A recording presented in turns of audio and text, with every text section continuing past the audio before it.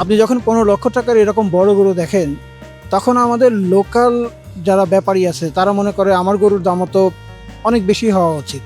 আর এই মনস্তাত্ত্বিক যুদ্ধেই আমাদের সবার পকেট খালি হচ্ছে। সাধারণ গরু আর গরু থাকছে না, হয়ে উঠছে ব্র্যান্ড।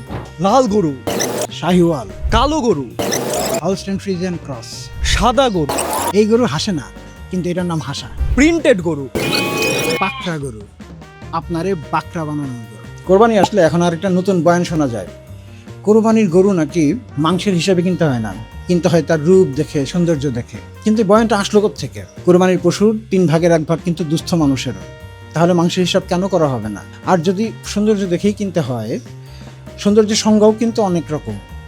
আপনার কাছে যেটা সুন্দর, আমার কাছে সেটা সুন্দর নাও লাগতে পারে। তাহলে আমরা সেটাকে কিভাবে ডিফাইন করব?